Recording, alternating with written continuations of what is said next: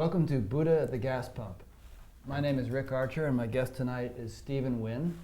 And this is a show, in case you haven't watched any previous ones, in which we discuss spiritual awakenings, for lack of a better term, not in a metaphysical or theoretical sense, but in an actual sense, with people who have actually had them. I keep engaging in conversations with friends and with my wife over the terminology because people find it, first of all, they find it rather uncomfortable to use the term enlightenment, and so do I, because that term implies some sort of much more exalted state than I think most of my guests would admit to having attained, some sort of final, perfect, highest state, if there is such a thing. Some people even object to the term awakenings, and they feel that maybe the term a shift of some kind would be more appropriate. They feel perhaps that the term awakening implies some sort of elitism, that this person is awake and that person isn't awake, and so on. But if you're going to use the word shift, then what are you shifting to? You got an awakened state. You got to use some kind of a noun there after that verb, and so the awakenings works for me. And the understanding on which we're doing this show, and which has been brought out by each of my guests so far, is that there seem to be many degrees or stages of awakening, and the criteria that I've been using to invite guests on the show, criterion, is that the awakening that they have undergone seems to have put them in a permanently different state of consciousness than they had lived in before that awakening. In other words, most people define themselves, if you ask them, as being a body and a personality in that body, and which has a certain characteristics, certain jobs, certain associations with family and friends, and certain lifespan and so on. But the theme that has come out in the interviews we've done so far is that there is something deeper than that, which is less confined to individual boundaries and less confined in the sense of time. In other words, there's something deeper which is unbounded, which is everlasting, and which is in the deepest sense what we are. And when you begin to experience that, as my guests have been discussing, then you don't cease to experience yourself as an individual and live your life as an individual, but you also find that there's this other dimension, which has very profound, and experiencing or living that dimension has very profound implications for the quality of your life. So with that long-winded introduction, I would like to reintroduce my guest, Stephen Wynn, who is an old friend of mine and an old friend of Fairfield, has been living here for decades. Yeah. And maybe we could start, Stephen, by just having you tell us a little bit about yourself, your life, what you do, things like that. Well, I'm a married man with 2 kids. Mm-hmm. I've got, in fact, we just celebrated our 27th anniversary. Mm-hmm. And I've got a mailing business, very successful business. And I'm a minister. Been a minister for about 18 years of an esoteric Christian church called the Fellowship of the Holy Spirit. Mm-hmm. So, your mailing business, as I understand it, is it's called Seminar Crowds. Seminar Crowds, and yeah. It's a thing where you send out large quantities of postcards and all to people in order to attract them to come to seminars, as the name implies. Right.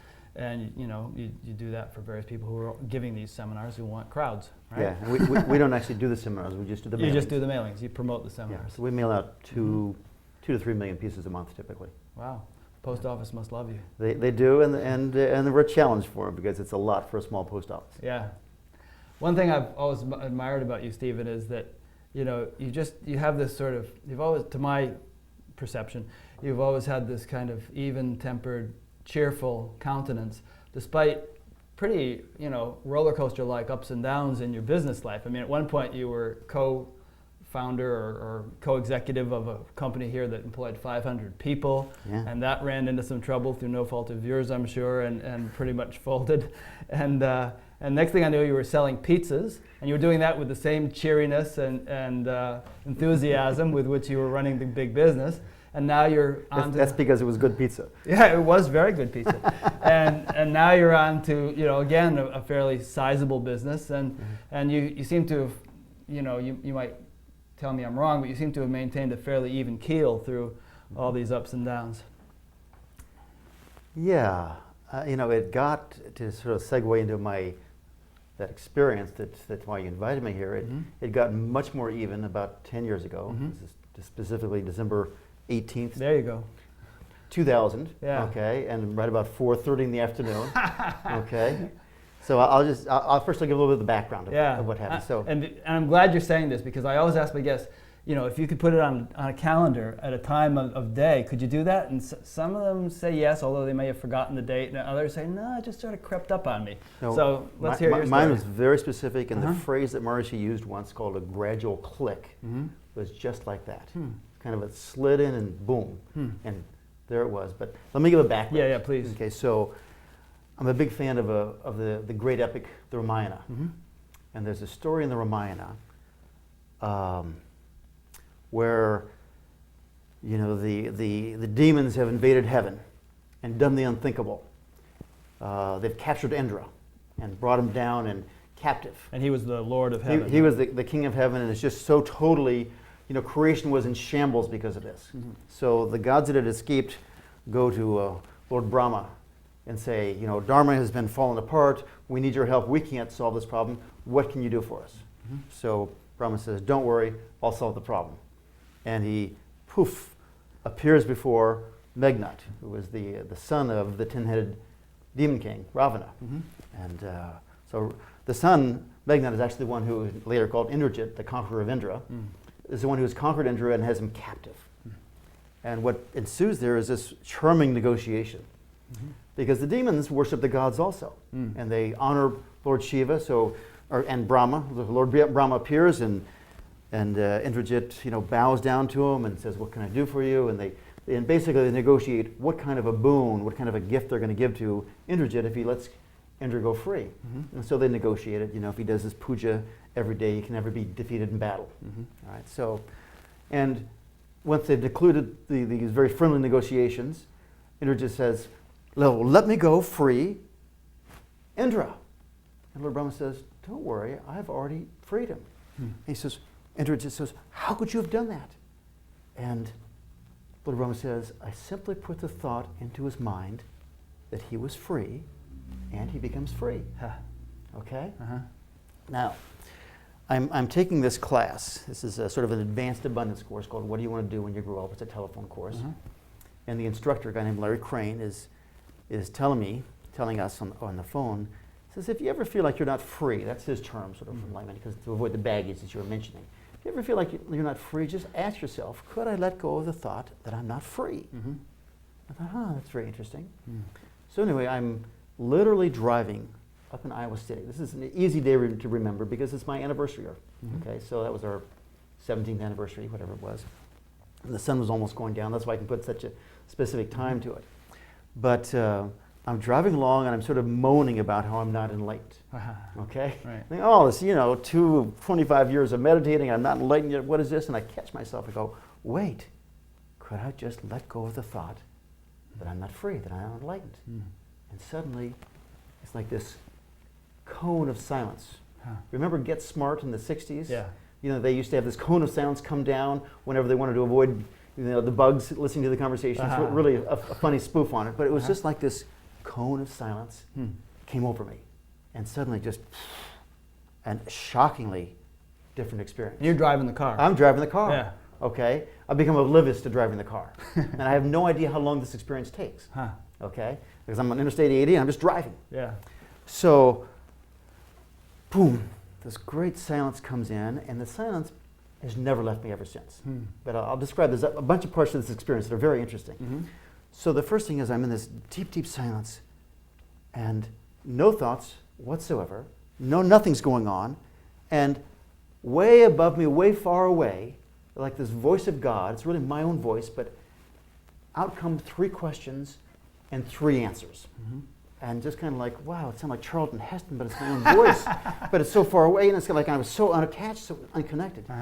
The first one was, again, it's not me trying to think these things. The thoughts are just happening. The first question was, does this mean that all my karma is gone? Because I'd had a Jyotishi, a Vedic astrologer, tell me about a year earlier, oh, you're moving into a period where you're going to lose all your karma. And the answer that comes back, sort of floating back this way, so to speak, is yes, now it belongs to Stephen. Very interesting, suddenly, and I've realized I am not Stephen anymore. I am this silence. And there is no question about it.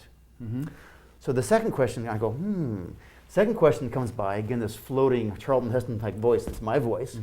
It says, does this mean, because I'm a Christian minister, so salvation's in You had already been one. Yes, I've been one for 18 years now. So the whole issue of salvation, what does it mean? Right. We're a very esoteric Christian church, so we try and find what's it really mean. And the question floats along is, does this mean that I've been saved? And the answer floats back. It says, there's nothing to be saved. And then who would save? Who would save an old coat? So now not only am I separate, but it's nothing about that. Basically now I would say there's no salvation of the ego. There's only the awakening of the being. So the third question just comes floating is, does this mean that I'm as enlightened as Maharishi and Amachi? And the answer comes back, it says, yes, but you don't have their power. And, I'm still intelligent enough to think, so I go, could I let go of the thought that I don't have their power? And I go to an experience that did not continue, but it's extraordinary anyway. I go massively deeper. I can't even imagine going massively deeper, but I did. It's like this syrupy, sweet presence. It's just, and suddenly I'm in there, and all of creation starts pouring out of me. And the first thing that comes up is all the gods, all the goddesses, Archangel Michael, Lakshmi, all these various gods are just emanating from me. And Maharishi, Gamashi, Vivekananda, I see all these masters there also. And way, way further away is creation. So it's sort of like, they are creating, and it's, this is almost Rishi Devatan Chandas, okay? And I realize from this level, all these masters that have all this power that I don't consciously have, from this level of being, I am that power. And they are just expressions of me. And what it's done for me is anchored in me that there's only one of us here. And that's true for everybody. There's just one of us here. We're all creating, and we may not be conscious of it, but that was my creation, and that didn't stay. Okay? But the silence stayed, and my experience there was that for 2 or 3 weeks, it was such this crystal clear, I use the phrase loud silence. Okay? It was just so loud. And after about 2 or 3 weeks, it becomes normal. And the doubt comes in. The depth? The doubt. Doubt. Doubt. Says, oh, is this, this witnessing? I mean, very clear at night. It was really crystal clear. During sleep. Yeah, during sleep. Yeah. Just emphatically clear.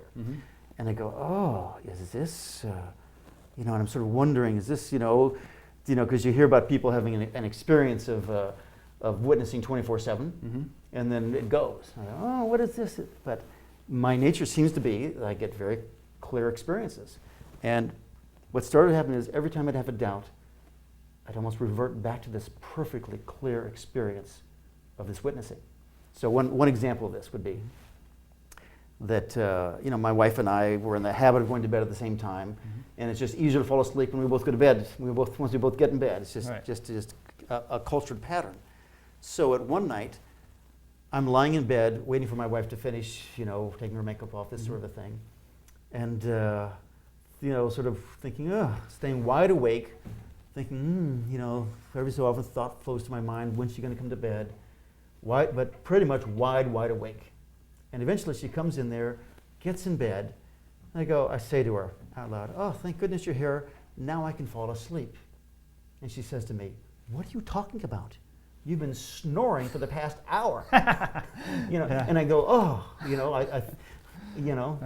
and one of the things that I'll say here, I'll sort of pull in some of the research from Fred Travis on campus, the professor that does all the brainwave studies.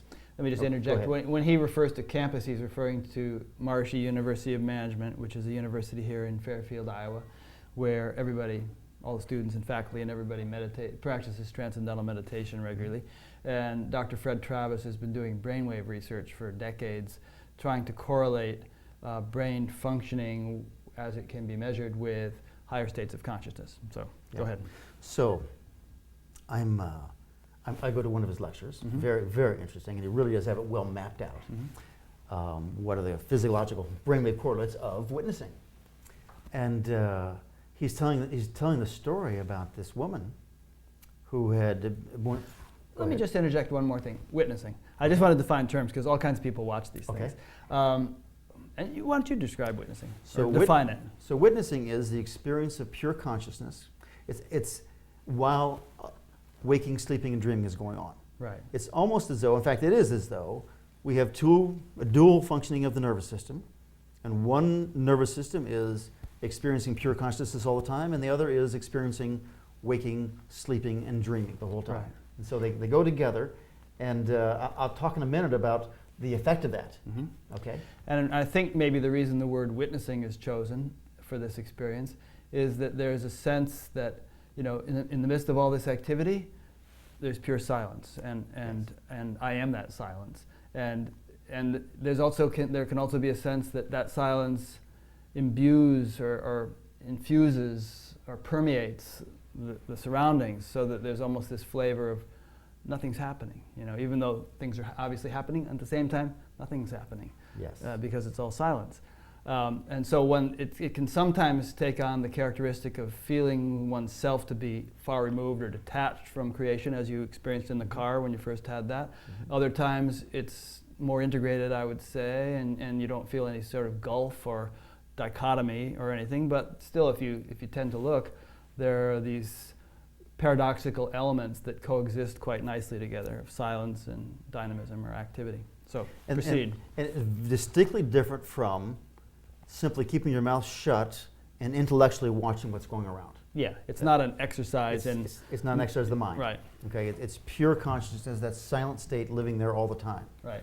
So anyway, back to his description of it. He was measured this gal. Mm-hmm. She'd gone back to Belgium, and so he mailed her the results, saying, this looks like you're witnessing. You've got the brainwave pattern of this, and she calls him up and she says, "I don't think I'm witnessing."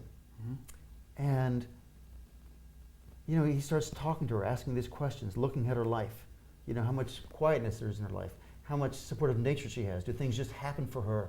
And she goes, yeah. And she basically describes this wonderful, perfect life. Mm-hmm. And he says, well, that's what it is. Mm. And so it wasn't that, and here, that was my experience, is that after 2 or 3 weeks, it was normal. Mm-hmm. Okay? And I could easily see, in fact, I ended up, sometimes I go to meditate in the Golden Domes on campus here, where Mm-hmm. about 1,000 people are meditating, 2,000 people are meditating, Mm-hmm. and I'd sit there and I'd look. Shortly after this experience, this was happening, I'd look out at all these people, and I'd say, they are swimming in a sea of consciousness, just like I am. Mm-hmm. And the only difference between us, perhaps, is that I notice it, Right. and they don't notice it. Mm-hmm. But no difference other than that. Yeah.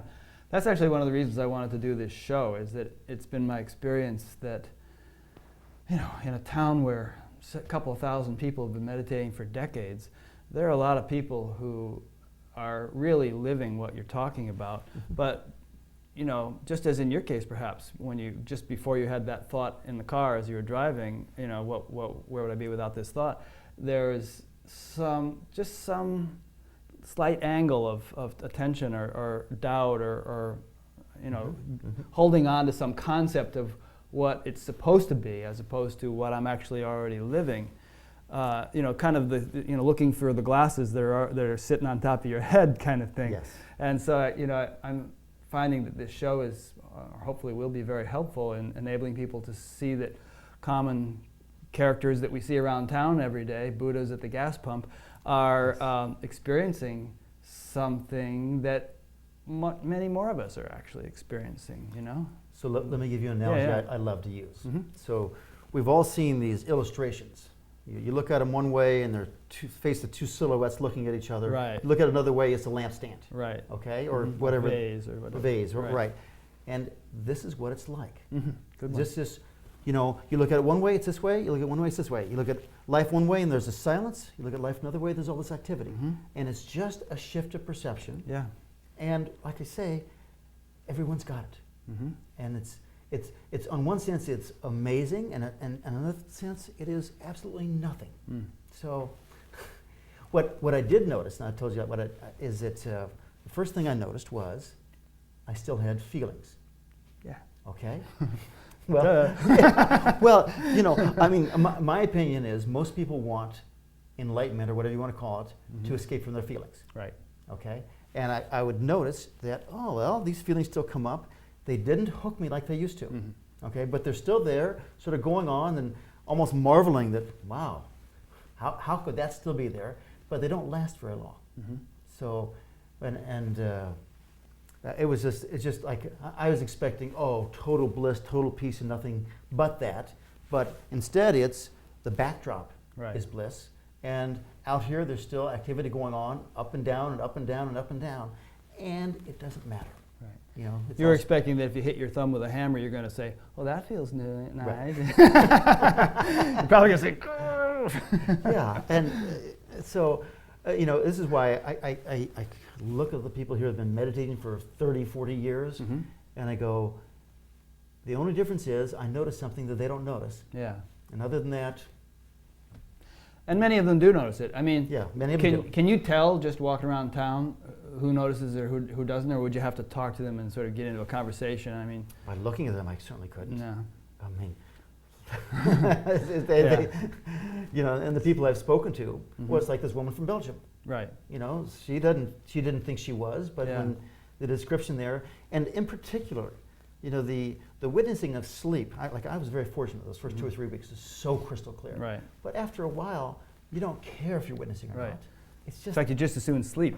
yeah. Well, yeah, and it just doesn't matter if you're. And again, it's just noticing that the silence is there. Right. But what I'll say is, it's always crystal clear, if I ever think about it, that the silence was there. Right. It's like I'm crystal clear, I breathe, but I may not be aware of my breathing. Right. Yeah. And So- it doesn't add anything to your breathing ability to be aware of it, No. nor would it add anything to the silence to constantly keep attending to it to see if it's there. Yeah. Check on. Oh, you there? Oh, good dog. Still Good- there. Good dog. Stay. Sit. Heel. Yeah, go away, kid. I'm here. Yeah. Doesn't it seem to you that the mind has a kind of a habit? Minds do tend to just think in habitual ways. And you know, I've engaged in weekly satsangs or spiritual discussion groups with people, and you can almost see it click in where they think, wait a minute now, and the mind just goes into doubt mode and just starts cranking up all these reasons and trying to kind of grasp it on a mental level.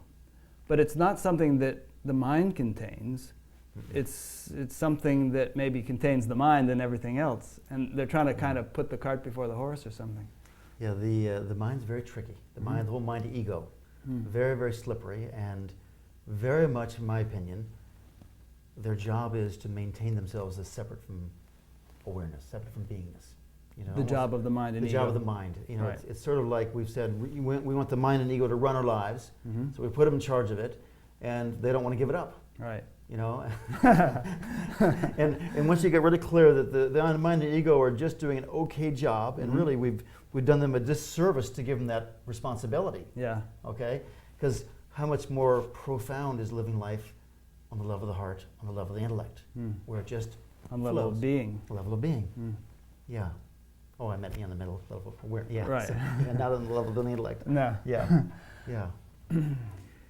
Now, I'll talk about if it's useful. Talk about anything. Yeah. Okay. So, you know, the traditional Vedic path is, you know, you got 7 states of consciousness: waking, sleeping, dreaming, and this experience of pure silence alone by itself.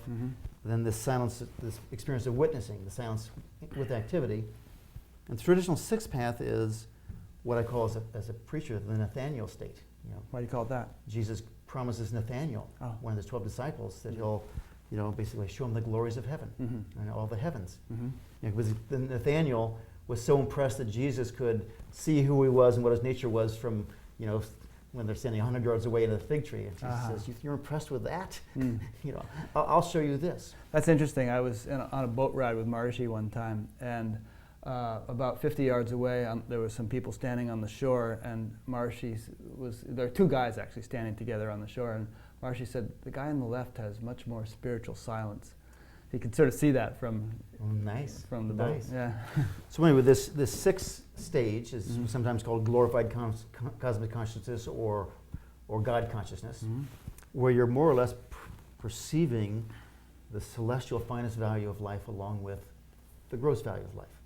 Okay? Right. And so I had this experience, and I won't call it a state of consciousness because it only lasted about 4 days, but it'll give people a vision of what's going on there. And I'll tell the whole story because it's the charming story. Yeah. Here I am, this Christian minister, and way out here in terms of esoteric metaphysical understanding of the Bible, and get a lot of grief from traditional Christians. Do you interact with them much? And I used to more than I do now, Right. but because I used to, I love hanging out with people that just love Jesus. Right. Because that's very dear to my heart. We'll talk more about that, but go into this story. So anyway, I get this flyer in the mail talking about a course on a 1-week course on Christianity and business. I thought, oh, that's sort of nice. And it's a good, it's an evangelical church in Kansas City, but they're very focused, very dedicated, and they all do a lot of prayer and fasting. Okay, so I thought, and this sort of like quiet part of me goes, "You're going to that." Okay, and I catch myself and go, So I'm sort of like hearing it from the universe, from God, that I'm going to that, and then I start complaining about it, sort of arguing with God. Yeah. Okay, so he goes, God, Let this cup pass from me. yeah, I said, God, if I go down there, they're just going to judge me. And I said, why do I have to drive 4 or 5 hours to Kansas City to get judged when I can go across the street and Jubilee will judge me? Right. Okay, the local evangelicals will judge me. And I keep complaining, and I still keep getting this message, I'm going. And finally I say, God, I just want to go somewhere where I can be loved. And then the voice comes through very, very clearly. It says, you're not going down there to be loved. You're going down there to learn to love them. And what can you say? Okay, I'm going. Right. All right. So I go down there, and the first thing is this whole church is like 5,000 people. Wow. Okay, big church. Now we're off sort of on the side. This is started on a Monday morning. Right. And we're off sort of on the side about 30 or 40 Christian business people. And but the whole church, all the staff, like 600 or 700 people, all fast 3 days a month. And it happened to be those first 3 days, so I'm fasting along with them. 3 days in a row. 3 days in a row. And I'm doing the Moses fast. No food, no water. Very strong fast. And I'd been reading The Way of a Pilgrim with this wonderful book about this pilgrim over in Russia. Russia, right? I read that years ago. Yeah. And he's doing the Hasiclinic, I forget the pronunciation of it. It's Lord Jesus Christ, have mercy on me. That prayer, Right. just Sinner. repeating over and over and over again.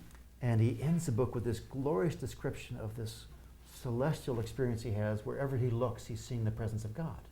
So anyway, I'm doing that down there all these 3 days, and I just absolutely go into God consciousness.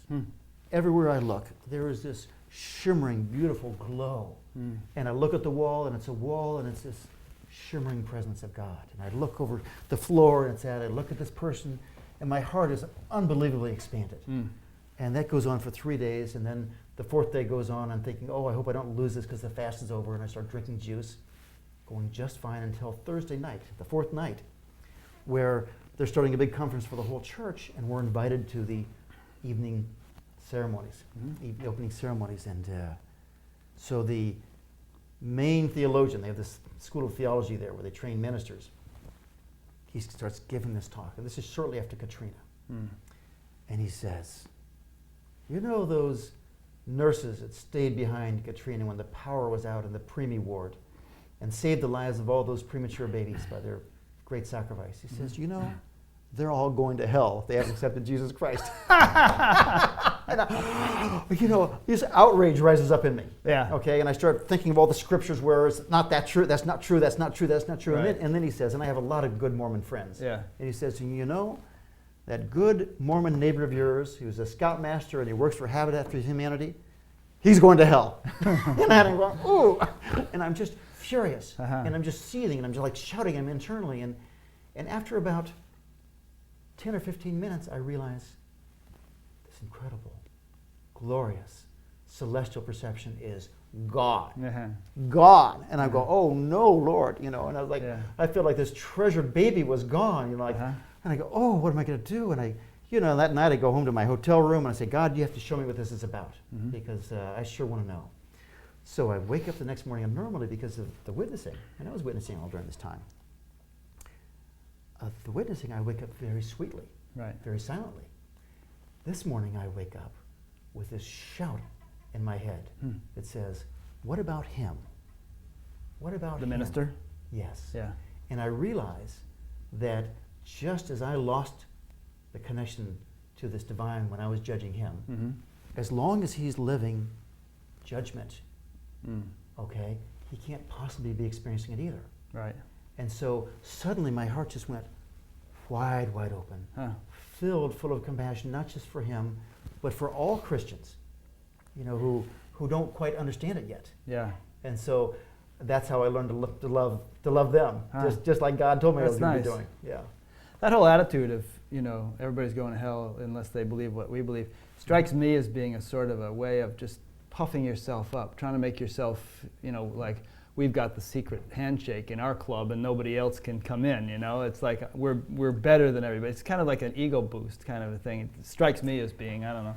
But and it's not only Christians, of course. It's every metaphysical yeah, there's a group. faction like that, even a majority sometimes in every religion. Yeah, and every And all spiritual kinds of path. other groups. Yes, spiritual. Our guru is the best guru, Yeah. and our practice here is the best. Our diet is the best diet, or whatever. And my experience is, as long as we're holding judgments like that, Mm-hmm. we're separating ourselves from God. Mm. Yeah, well, that's a great story. Judge not, lest you be judged. That's why Jesus says Yeah. it. Yeah, yeah. And it's interesting because, it bears repeating that the key to your story is that, well, Alma uses an analogy with regard to anger. She said it's like a blade that doesn't have a handle, and it's a blade on both sides, and you stab somebody, you also cut yourself, and I think the same can be said of judgment. Yes. You're judging them, and you're probably closing yourself down more than you're doing anything to them. Yeah. Mm. The other thing I'd add in the 7 states, to sort of go back to this other analogy of these 7 states of consciousness, is Jesus talks about the 7 states, the seventh. Uh-huh. Okay? In his prayer, he prays at the very end that we can be one with the Father just as he is one with the Father. Mm. And not just one with the Father, with everyone. Mm-hmm. So my experience is, if you know how to look for it, and that's why I'm so happy you're doing this show, Mm-hmm. if you know how to look for it, all these states of consciousness, all this refined consciousness is 100% inside of Christianity. Mm. And it's just time for it to, again, it's just a shift of perception. Yeah. Suddenly you see it, and you once you start witnessing, once you start having these glimpses of the celestial, Mm-hmm. you read every passage differently. Mm. So that's my desire to see that come forth more in Christianity. Yeah, I'm sure it will. Through you, through people like you, through just a general upsurge that's taking place in the world. I think there's a kind of a global awakening, and we're all doing our little parts. What do you make of the teaching in many different Eastern religions and primarily Hinduism, and perhaps also to some extent in Western, that the ego actually has to be crushed or destroyed? Well, I'll quote Maharishi. They use that terminology, Right. Yeah. I'll quote Maharishi here. Mm-hmm. So Maharishi Mahesh Yogi says there's 2 ways to deal with the ego. Mm-hmm. One is to expand it until it becomes universal. And the other is to destroy Diminish it until it becomes so small that it just disappears altogether. Yeah. So one way or the other, the ego is this mechanism that we have that keeps us separate from the world, separate from creation. Mm-hmm. So one way or the other, to experience unboundedness, the ego has to be dealt with. Maharishi chose expansion. Mm-hmm. in all honesty, Christianity and Buddhism, they're the very similar religions, they go for the destruction of the ego. So when Jesus, for example, overcomes the three temptations, then he says, "Get thee behind me, Satan." Okay? I hear that as the enemy, Satan, is really our own ego. And because, Jesus is overcoming these desires of the ego to be glorious, to be powerful, to be eternal. Right. Okay? And he's saying, get behind me, basically, be gone, destroy yourself, and it allows Jesus to go into his universal role. So I'd say both are true, and depending on the nature of the teacher and the nature of the student, you're going to be on a different path. It's my sense, and hopefully we're not talking just sort of speculatively or metaphysically here, because I think we can relate this to experience, which is what I want to keep doing on this show, so it doesn't just become kind of a philosophical chit-chat. But it's my sense that the ego, as I understand it, is a necessary tool. I mean, you can't really live life without one. If you had no sense of personal identity, you wouldn't be able to walk through the door. There'd be no distinguishing this body from the door. And in fact, I was reading a book last night in which various teachers were saying that you really, if your ego is weak and undeveloped and perhaps confused, you've got to build it up first before you have anything worth surrendering, worth offering as a surrender. But let's put this concept of enlightenment back on the table here. And for one, I'll tell you, and this comes out of the teachings of Meher Baba and also the Sufi tradition, is that there's different types of enlightenment, okay? And one of them really is, and then the Sufis, they call it the majub, is the person becomes so enlightened that the ego does disappear, and they literally become a functionless corpse, alive. They just lie there. They're just lying there like that. Yeah. And they're gone. They have that in Hinduism too. The crazy guys will just lie on the ground with their mouth open, and if anybody drops food in, they swallow it. Right. And so, that's where, that kind of enlightenment is absolutely possible. And now, but back on the other side of this is, you look at any of the famous masters, right? Maharishi, Amachi, Ramana Maharshi, Yogananda, all these. If you say, Amachi, she turns her head and she looks at you. Yeah. Okay. They have an ego. They have some level of identification. They call it, the Lesha Vidya, the last remainings of the ignorance, and it allows them to function. Yeah. So, and they also have cultural background, and they speak a certain language, and they like this kind of food as opposed to that kind of food, and maybe this person as opposed to that person, even though there's this sense of universal love. But you see, such people still having very distinct, colorful personalities with all kinds of preferences. And so let me tell you about a Western master, not so well known, named Lester Levinson.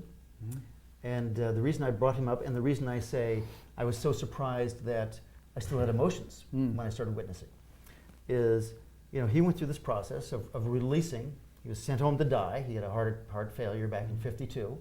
Sent home to die by his doctors because they said, we can't help you. No stents in those days, that sort of thing. Right. And, he examined his life and he said, aha, I've been healthiest in my life when I've been loving. I've been the sickest in my life when I've been wanting. So he just started systematically going through his life, his past, and letting go of all his negative feelings, and literally let them go so much that he had no feelings for about 15 years. All these amazing miracles, if he wanted to drive his old car, he'd go out and take a pencil and hit the battery and it would start. Okay, just all sorts of things like that. And the reason I brought this out about the feelings is that after about 10, 12 years, he was having trouble because he was, people wanted him to teach, okay, because he was such extraordinary peace around him, and he was having trouble relating to them. Right. So he said, I need to get back into these feelings. Right. So he started watching daytime television for 3 years. Soap operas and stuff.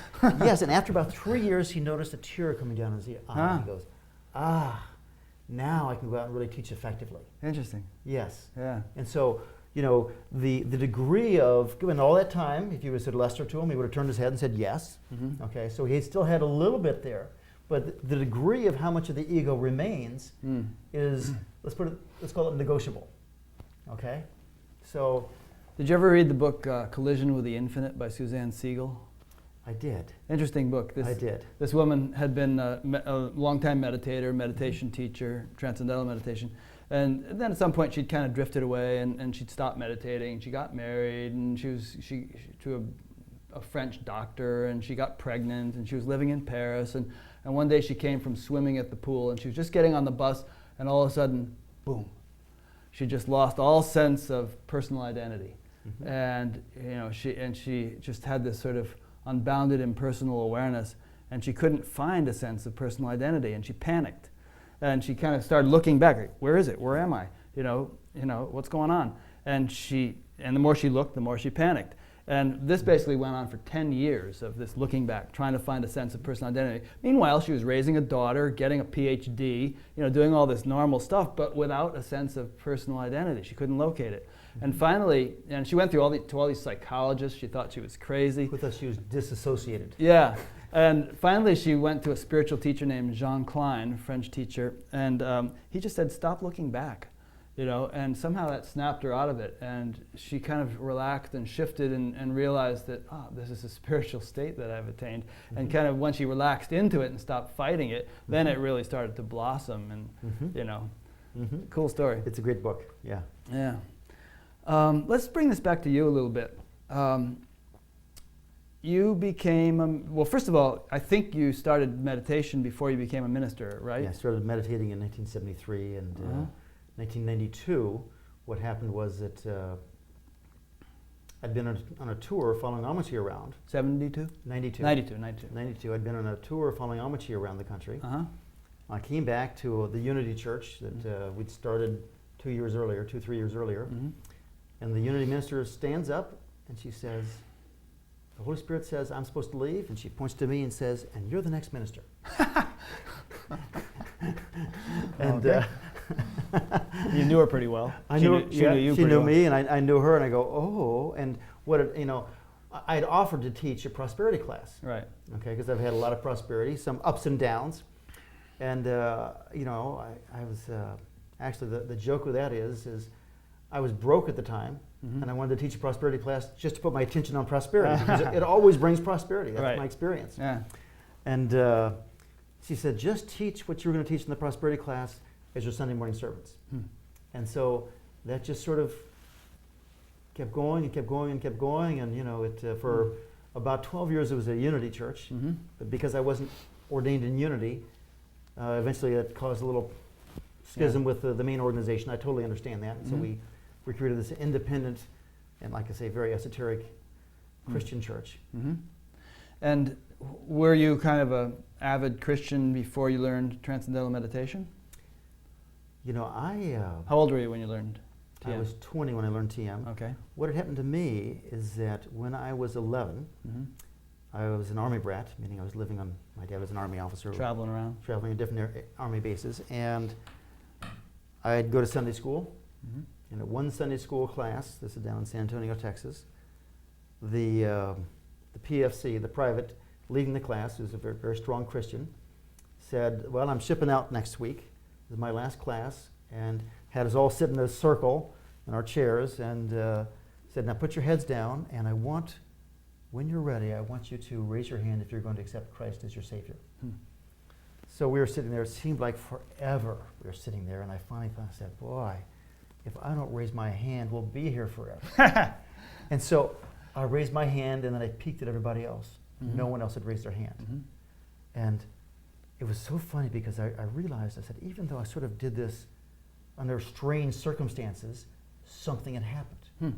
It was almost like a recognition of a connection between me and Jesus. Huh. And, after that point, it was like something was there, but I go to high school, the Jesus freak movement starts, the street Christian movement starts, I can't stand them. Right. So I'm going, I don't want to be a Christian like this. This is not me. And so I let it go. But what happens is I learned to meditate, in October. Mm-hmm. And by October of 73. October 73. Yeah. Okay. And by the end of December of 73, I've read the Bible all the way through, cover to cover, mm-hmm. which I hadn't done ever. Right. Okay. So somehow the meditation opened up something inside of Christianity. Yeah. And then here is the joke of all this: mm-hmm. is that I'm I'm taking this speed reading class offered by the campus, and the instructor, What campus? UC Santa Barbara, I sorry. see. Okay. And this instructor says, she says, you can become a minister for $2. You send off your $2, you become a Universal Life Church minister. And I basically said, well, I want to do that. Mm-hmm. And so I sent my $2 in as a joke, and I'm thinking, there's going to be some great tax scheme or something like this, Yeah. all of which is false. There's no big tax scheme. Mm-hmm. But it's one of the things you just be careful what you ask for, because suddenly I get this certificate and people start saying to me, would you perform a wedding ceremony? Huh. And that starts up in 70 or 82, I guess. And I'm pretty soon I'm a real minister. So One thing led to the next. One thing leads to the next. Yeah. Huh. I read the Bible too, cover to cover, but actually I listened to it while walking the cat when I was living on campus where you're not supposed to have cats. And so I would take it out and walk it every evening for half an hour, keep an eye on it and listen to the Bible. It's beautiful. And then I did the whole thing with the Book of Mormon too, because some Mormons gave me that on tape Nice. to listen Nice. to, which tended to fit Mark Twain's description as being chloroform in print, but there were some interesting bits. I was reading the Book of Mormon. I think there's a chapter called Nehemiah or something like that. And I was complaining to the guy who gave it to me and said, this is so boring. And he goes, oh, Nehemiah. You know what they say? That there's a story about some guy in World War II or something like that who has a Book of Mormon in his pocket. He's a soldier and Catches a bullet. Catches the bullet, and it hits the second Nehemiah and stops. And the guy says, nothing gets through Nehemiah. That's pretty good. Well, I'd been camping in Utah and I had breakfast with some Mormons, and they offered me a Book of Mormon. I said, I'll never read it. I said, but I listened to books on tape. And they said, okay, we'll send you the thing on tape. So they sent it to me here in Fairfield, and I felt honor bound to listen to it since Sure. they had sent it to me. And then Sure. I donated it to the local library when I was done. Well, we're laughing, but the truth is, when you look at the Mormon Church, Mm-hmm. if you can handle authority, because it's a very authoritative religion, Mm-hmm. but when I go to Salt Lake City and I walk around Salt Lake City, and I'm not like Marcia, you can really see who's spiritually Right. awakened and who's not, but I see so many well-integrated, I see wholeness in so many people. Yeah. In my opinion, it's a really good religion. Yeah, I taught TM in Utah for quite a while, and I really enjoyed it out there, and I really liked the people, and it was a good feeling. And it is growing, by the way, just a Mhm. point of interest, because Yeah. I've done a lot of historical reading about Christianity. Right. The early Christian church grew about 4% a year, when you look at it today. The Mormon church, since 1826 or whenever it started, has been growing about 4% a year. Huh. So it's a rapidly growing. Doesn't sound Yeah. like a lot, but it's a big Yeah. church, and it's Compound interest. Compound interest. It's a moving church. Huh. It'd be interesting to hear. I mean, religions in general, many of them, as we said earlier, have a faction, sometimes a majority, who are very judgmental and very kind of exclusionary, and so on. Everybody else is going to hell. We're the only. I mean, there are probably little places in the country where only the members of a certain church are going to heaven and everybody else is going to hell. Yeah. So it would be interesting to hear from your perspective, basing it as much as possible on your experience as opposed to just your beliefs, how you can manage to be so tolerant, not only of all kinds of Christian sects, but of Hinduism, Buddhism, every other religion in the world.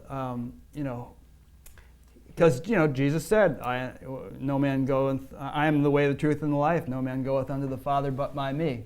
So maybe you could comment on that, but try to do it in terms of your experience. So one thing to understand, for me at least, is that when I read the Bible, I read it differently than everybody else does because of my experiences. Right. I read it in this Not necessarily different than everybody else, no, but than the traditional right. classic. And so, when it says, "I am the way, the truth, and the life," or "I am the open door that no man can shut," to me, when he says, "I am," okay, and Jesus is very clear. He says, God is love, and God is spirit. And what he's saying is, love is the open door that no man Right. can shut. And he said, "I and my Father are one." So I if and they're my Father are one, then he's love and he he's is spirit. love. And the other thing is, Jesus is very, very, very clear.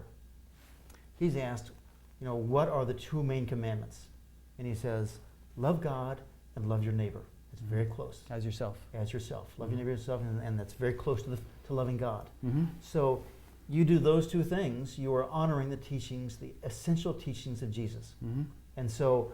And they're both love. Right. So anybody who preaches love, who teaches love, I welcome and I honor. Mm-hmm. But let me give you a different take on the narrowness of all these different religions. And I'm very quick to point out, I see the same bigotry in every spiritual group. Mm-hmm.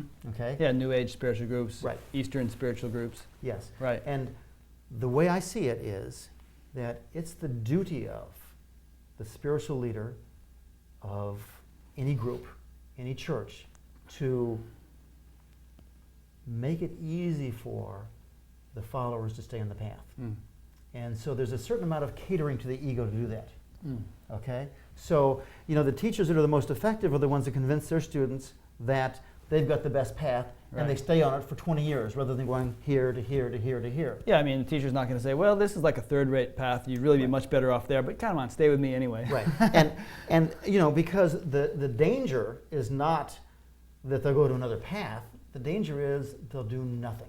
Mm. And the ego takes over and continues to live as the ego. Or they'll be dilettantes. They'll sort of, try to dig 100 wells a foot deep instead of one well 100 feet deep. Where they really get the water, Right. where you get the spiritual nourishment. So I don't see that as a bad thing. I mean, it's easy Right. to look at it and say, oh, how judgmental, how narrow-minded, and all this sort of thing. But I'm seeing that as, this is how you keep people moving forward, digging that one well very deeply. But then you said, you had that experience with that minister in Kansas City where he was being very judgmental, and it Yes. shut him down, and Yes. it shut you down to be judgmental of That- him. yes. So aren't leaders who instill that sort of attitude in their followers shutting them all down? So what I've noticed is, and this is just an observation, when you look at an organization, a spiritual or a religious organization, that the people at the bottom of the hierarchy there are not judgmental about the others. Okay? The person at the very top is also very open. And it's the ones sort of in the, let's call it the 85 to 90% to 95% level of authority in an organization, who have the most to lose, whose egos are invested in it. They're the ones that really build and hold on to how much better we are than everybody else. So top and bottom don't care. That little band does care, Yeah. and they're perpetrating it. And these wannabes down here that want that. And every organization that I've, this is a student of history of spiritual organizations, you see this pattern that's perfectly exemplified by Jesus and Paul. Okay, here is Jesus, this incredible spiritual master, absolutely first rate. Okay, whether he's a one and only or not, I'm not going to say. All right, but absolutely. If he is, there's a lot of planets in the universe that are in deep trouble. Right. So this absolutely, completely spiritual love being. Okay, and then along comes Paul, who creates an organization after him. Okay. And Were they contemporaries, or did Paul come a couple hundred years Paul never later? met Jesus. I see. Okay. Paul was persecuting Jews, and has that experience on the road to Damascus. Oh, where- that's him. Yeah. That's the Paul. Okay, yeah. So Paul creates this incredible organization, this church that we have today. All right. St. Francis of Assisi, again, this incredible spiritual being, and his sidekick, I forget the fellow's name, is a politician inside the church. Huh. Okay, and some of the things he does, you just like gasp.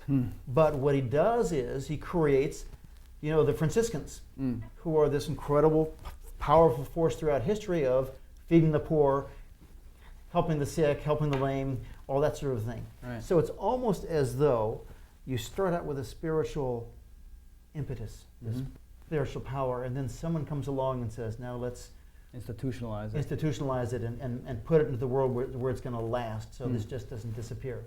And at first I used to get mad at Paul, and I used to get mad at this guy, this St. Francis' sidekick, but now I look and say, no, look what they've done. Yeah. They've brought something out that and a critical part of the unfolding of knowledge. Interesting. Yeah, and that's that same, 85 to 95%, sector I was just talking about. Yeah. Someone in there is going to rise up in every spiritual organization that's going to last and create this ongoing nature of it. That's my opinion. Yeah. It's interesting that So let me recap a little bit. So you started meditating in 73, Transcendental Meditation. You went along doing that, and then 17 years ago from now, which must have been about 92, 92. you became a minister. Yes. And then you went along doing that. And then about 10 years ago, 99 or so. 2000, December of 2000. It's December of 2000, December 14th at 4:30 p.m. December 18th. 18th at 4:30 But p.m. who's keeping track? Yeah, right. What is it? You had this profound spiritual awakening. Yes. And it's kind of hard to say, even for you perhaps, what is causal and what is coincidental. It's like it could just be that the engine that's been driving you all these years to pursue these spiritual things ultimately culminated in this awakening 10 years ago. And perhaps the spiritual things you've been doing were conducive to that awakening. But So on that vein, I mean, do you think I haven't asked when I'm moaning the fact that I'm not in unity of Brahman consciousness? Could I just let go of this thought? Okay. It worked for me It then. worked for me then. Yeah. I have glimpses of it. Yeah. But very clearly, it's a state of consciousness that I'm intellectually clear on, but isn't my reality. Right. But I do find it interesting, and I again wonder whether it's causal or coincidental, that you would have this thought, can I let go of this thought that I'm not free? And then suddenly this freedom would dawn. Because probably half the people who are listening to this are going to try that, Well, I hope you try it. Yeah. And something may or may not happen. Right. And they're going to, Right. and they're going to say, well, geez, why did it work for him and it's not working for me? Yes. It could be that, you were about to pop and that thought just sort of came in as coincidentally, as a result of what you were about to experience. I couldn't argue a bit with what you're saying. Yeah. Like I say, that's why I say it doesn't work when I ask about a unity consciousness, because I like with the thought I'm not there. Yeah. So, I'm sure there's a timing, a time and place for everything. It's an unfolding. Yeah. And, I remember Maharishi's analogy. He says, people don't know why they get enlightened. There's a man, imagine a man who has just one last stress left, and he's reaching up in the supermarket to pull down a can of soup, and the stress leaves, and boom, he's awakened, and he starts the can of soup. The can of soup movement. But all I can say is that spiritual practices along the way, no matter what, are providing peace of mind, peace of heart, and they're well worth doing just because, like the Susan Segal story. Right. Okay? Very, very hard, very, very uncomfortable for her for a long time.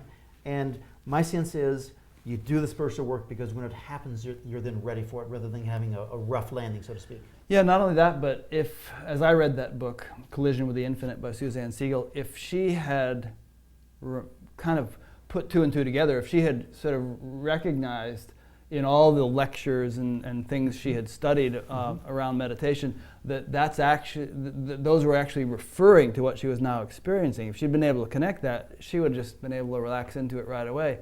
But the memory was faint, vague, and the experience was so different than what she had anticipated, perhaps when she had been studying it some years back, that she didn't connect. And therefore.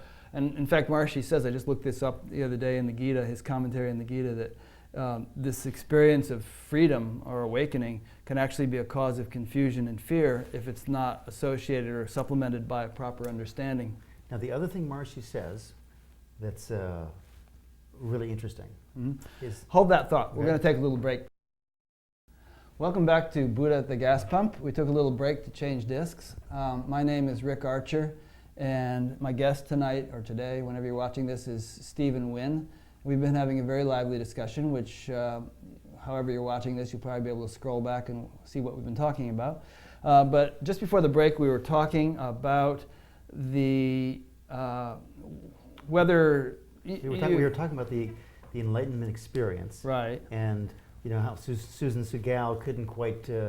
integrate what had happened. The importance of knowledge Right. to make sure that experience is smooth and comfortable. And also, what's the cart and what's the horse? I mean, does enlightenment sort of, or does the the imminent emergence of awakening cause you to have some such thought as maybe I could just drop the thought that I'm not free? Or was that thought actually instrumental in causing the awakening?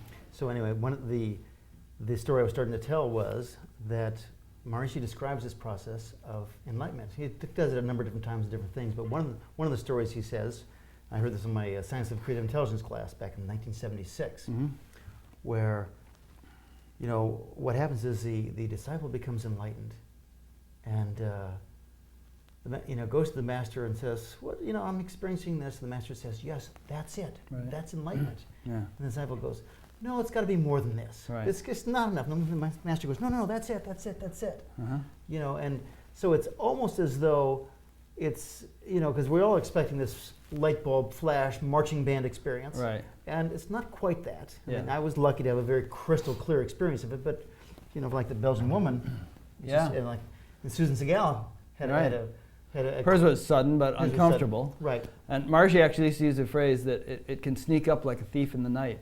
Yes. And I think, and there's this group in town called Waking Down, which is a spiritual path. My guests in the last 2 weeks were Waking Down practitioners. But they have this phrase that some people are oozers.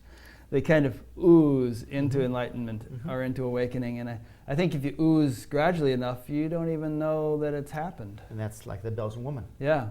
Okay, so, you know, all going back to the question of what causes it. Right. You know, does spiritual practice have anything to do with it? Okay, or is it just destiny that's going to happen? And I don't have a perfect answer. I love Maharishi's perspective on it, which is to say, knowledge is different in different states of consciousness. So probably from the universal perspective, you know, it happens all on time no matter what. And from our own individual perspective, it happens just when we are free enough to let go of the ego and experience some unboundedness. Yeah. There was some Zen master or something, somebody quoted this in one of my previous interviews where he said something like, you know, enlightenment can happen quite by accident, but spiritual practices make you accident prone. That's very nice. You know, Now, the likelihood of, you know, it can happen to anybody. And it does happen to people, just out of the blue. People who haven't done any sort of spiritual practices, they could be just, you know, walking across the street and all of a sudden, kaboom. But, you know, the likelihood of it happening, I think, increases the more you prepare yourself and culture the nervous system to experience such a thing. so there's a couple of things I'd say about that. One is that Meher Baba used to describe people in an insane asylum. And because Meher Baba spent a decade going throughout India finding what he called the spiritually intoxicated people called musts. And he would take them and work with them. He says it was his job in creation to give them a push to the next side. That they were people who had gotten stuck Right. in sort of the celestial glory of life at a certain level and were mesmerized there and wouldn't do anything to move any further. So, and he said many people, not many, but he says in almost every insane asylum in India, you go in there and he said there'd be one or two people who were really spiritually awake and had had an experience like this and it's so overwhelming, sort of like Susan Segal, only they literally think they're crazy. Yeah, So Maharishi said the same thing about insane asylums. Yeah. Not that everybody in there is, No, but but some. a small percentage. But the other story I wanted to say is, because I always relate it back to letting go of the ego, whether through expansion or through collapse, is that many people, you know, we're talking about when it happens, when it doesn't happen, but many people simply aren't yet willing to awaken. And I say that from my own experience. So the very first kind of meditation I learned, this was in 1972, about a year before I learned TM, I took a class called the Nature of the Soul meditation, the Tibetan Buddhist type meditation. And the way this worked is you took a seed thought. In this case, the first thought was the nature of the soul is immortal. And the instruction was to take that thought one time and then sit quietly for 15 minutes. And if thoughts came by, not to fight them, but just, you know, imagine a log floating down a small stream that you could sort of jump on the log and push aside to get to the other side. And when a thought comes along, you just sort of gently let it float away. And so I did this because it was really cool in Santa Barbara to be a meditator. You know, I thought the girls would love me. And but what happened was this first meditation was so profound Mm. that I came out of it going, I clearly have a soul, Ah, okay? And terrified at the same time. why? Because the next week I could see there's going to be some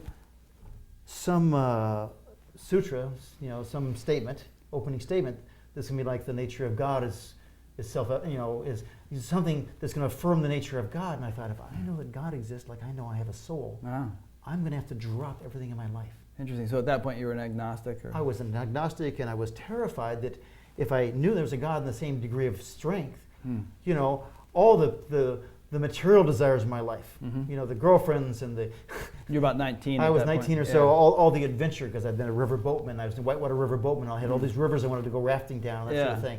And I'm thinking, I don't want to give that up. Uh-huh. Okay, I had a list of things. Yeah. And as my ego just said, not ready, Mhm. not happening. I never went back to that class again. Huh.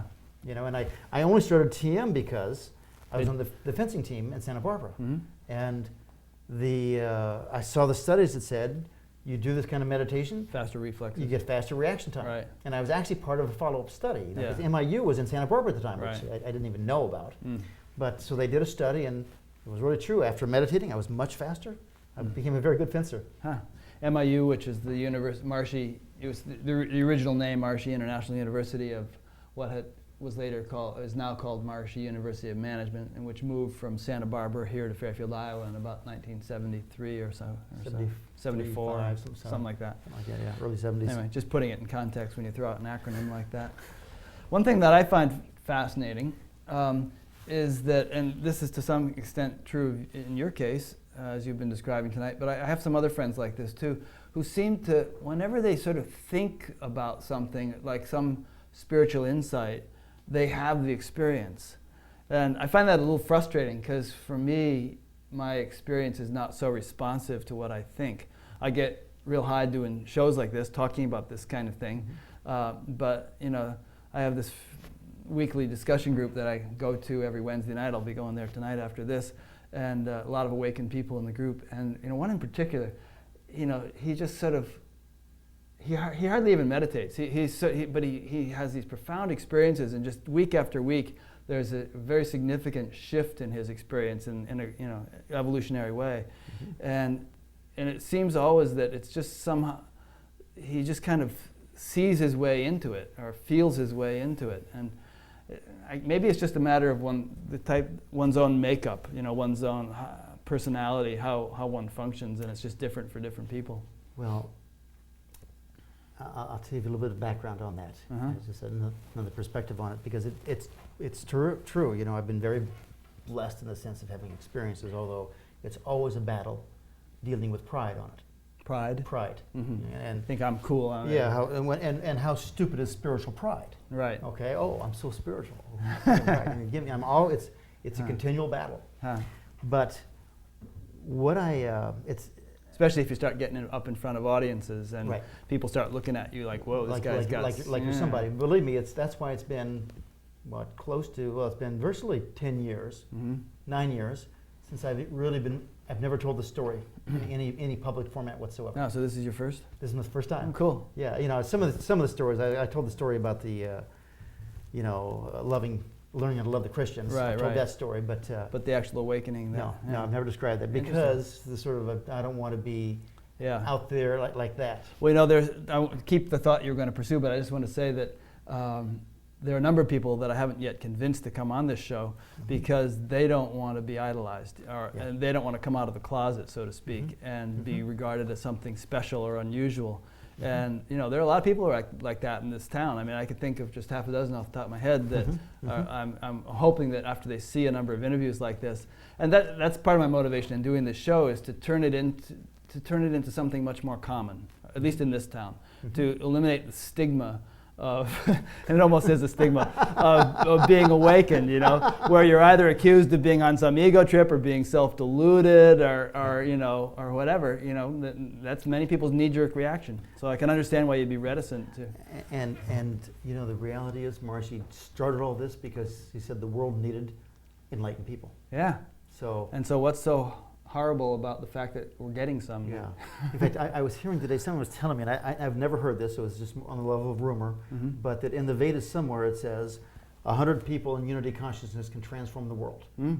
And I believe it. Yeah. I completely believe it.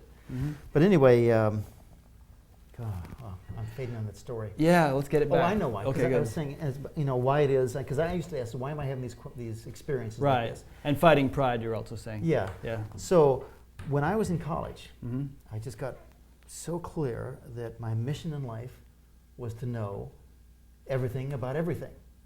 Okay, I called it a Renaissance man. Mm. You know, and I'll read all this. I just wanted to know everything about everything. So when I was on phase 1 of teacher training for the TM program, and I never did become a teacher. Mhm. Okay, it's another interesting story there. But It's good they can't kick you out of the dome for doing all the stuff you do. but what happened is on teacher training, Marcy is describing the nervous system of a rishi. Mm-hmm. And the exact same phrase that I had used all during college. She says, the nature of a rishi is someone who wants to know everything about everything. Hmm. And I go, ah, Wow. okay. So is that why your nickname is Rishi? No, Oh. Amish gave me Oh, that Ami name. gave you that. Okay, well, she's onto something. Well, and I go, and that was the other thing. That was just out of the blue. She gave you that name. Well, sort of. Mhm. You know, I guess this is the day I'm coming out of the closet on everything. Yeah. Right. So what happened was I was on tour with Amici, and Mhm. you know people were getting names. So I figured, oh, I got to get a name. I'll ask her for a name tonight. Mhm. And that day, when I'm meditating in my hotel room, I have this experience where I go to an absolute world. Mm-hmm. You know, you've seen pictures of Krishna and Ram in blue, you know, Right. dark purple like this. Mm-hmm. So I go to this world where tables are blue, the walls are blue, Hmm. the house, you know, all. And it seemed like a real world, or just some imaginary vision? No, or? you know, very, very much a real world. I didn't meet any beings there. Oh, okay, just tables But- and stuff. But very clearly, and I go, ooh, this is what Marcy means when he talks about, or rumors that he talks about, an absolute world. Mm. You know, that, and I go, ooh, that's interesting, and I'm sort of stunned by it, and nothing to do with it. I mean, it's Right. never come back again, and this, like this. But that night, Amachi gives me the name Rishi. Mm. So I go, oh, that's. I haven't heard her having given anybody else that name. I mean, She gave one Right. little infant that name. Oh, yeah? And my wife happened to be standing right there When she gave it? she gave that name to the person. So she pulled the person aside and said, you know, he's very likely to have some very clear experiences. Huh. You know, because interesting. yeah. Cool. But what does it mean? You know, and Amici, by the way, very carefully, because she does not want spiritual pride running around. She Right. said, I'm giving you this name in the sense of someone who does a lot of sadhana, Uh-huh. a lot of spiritual work, Yeah. which I do. Right. Okay, and so And by the way, Rishi means seer, right? seer, yeah, In Sanskrit. it means seer. So Right. it just, and that's why I think I see these things fairly clearly. Yeah. You know, and you know, believe me, some of these people that I've talked to, they have experiences that far outshine mine. You know, Some and, of which people you've talked to. you know, like the ones you've talked to, like Around this, town yeah, people, this yeah. fellow that has this new experience every week. Right. That doesn't, you know, you're getting 20, 35 years of experience Yeah. here. You know, And this guy's like 25 years old. He he's 20, and, Yeah. yeah, and every week it's something new, and Yeah. I'm not that. started meditating when he was 4 or something. Yeah, Uh-huh. yeah, and you know what? I get happier and happier when I hear stories like that. Mm-hmm. You know, at first I used to like feel a little jealousy, Right. but now it's kind of like, oh, thank goodness. Yeah. Thank goodness people are going to be here that can carry this forward because, Yeah. You know? I mean, I don't feel jealous. I can relate to the jealousy thing, but I kind of see life as a continuum. And, you know, I could live to be 100, I could die tomorrow. It's going to carry on, you know. Yeah. And whatever's best, whatever is I need in terms of experience in order to progress along the path that I'm on, it's going to happen. yeah, you know, the thing, you know, one of the, you know, we all have patterns in our life that sort of guide and direct us and shape the direction we go. One of Mhm. mine is this desire to save the world, Huh. you know, which is a complete fraud. Yeah. Okay, the world is perfect just the way it is. What was that voice that said to you? It said, who is there to save or Yeah, something? who's there to save? and by the way, the joke on this is, you know, I realize because in this church, I keep trying to find a way to turn Christianity into a bona fide spiritual path. Okay? Isn't it already? No. Oh. It's once it sort of became the power religion. It got too encrusted with institutionalized. Institutionalized, Yeah. and it became a moral, you know, how to Yeah. inculcate moral behavior in people. Right. Now, there's always a core of it that's spiritual, Mhm. but that's not the main part of it. But for the participants who are in that aspect of it, you know, the moralistic aspect of it, isn't it appropriate for them at the stage that they're at? Yes, and do I think that it could be brought up to where, for them, it's not just a moral transformation, but a spiritual Yeah. consciousness. I mean, if they want to be connected to Jesus Christ, which is Christianity, Right. you need to transform your consciousness first. Yeah. Okay, new wine, new wineskin. Yeah. Okay, so, but I lost my train of thought here. It'll come back. Uh, Transforming Christianity. Oh yeah. So the Yeah. joke of this is that here they are trying to save me, Mhm. and it finally dawned on me that here I am trying to save them. So there's no difference here, Right. You know, and Huh. no difference. And you know, when I get there, and I can relax. I go, I can let it all go, but it still comes up. Yeah. Yeah. You know, well, they have that. There's that saying in the ecology movement: think globally, act locally. Yes. And you know, I think that's what we're all doing. I mean, how significant is this little TV show in the big picture of the world?